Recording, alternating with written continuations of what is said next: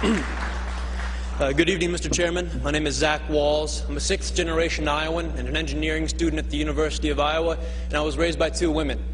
My biological mom, Terry, told her grandparents that she was pregnant, that the artificial insemination had worked, and they wouldn't even acknowledge it. It actually wasn't until I was born and they succumbed to my infantile cuteness that they broke down and told her that they were thrilled to have another grandson. Unfortunately, neither of them lived to see her marry her partner, Jackie, of 15 years when they wed in 2009. My younger sister and only sibling was born in 1994. We actually have the same anonymous donor, so we're full siblings, which is really cool for me. And I guess the point is that our family really isn't so different from any other Iowa family. When I'm home, we go to church together, we eat dinner, we go on vacations. But we have our hard times too. We get in fights.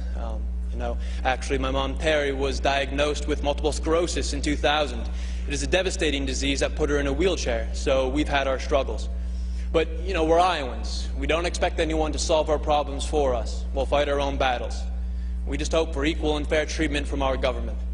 Being a student at the University of Iowa, the topic of same-sex marriage comes up quite frequently in classroom discussions. And the question always comes down to, well, can gays even raise kids? And the conversation gets quiet for a moment because most people don't really have an answer. And then I raise my hand and say, actually, I was raised by a gay couple, and I'm doing pretty well. I scored in the 99th percentile on the ACT. I'm actually an Eagle Scout. I own and operate my own small business. If I was your son, Mr. Chairman, I believe I would make you very proud.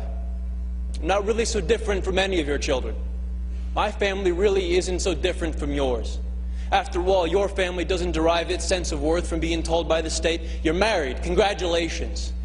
No, the sense of family comes from the commitment we make to each other, to work through the hard times so we can enjoy the good ones. It comes from the love that binds us. That's what makes a family. So what you're voting here isn't to change us.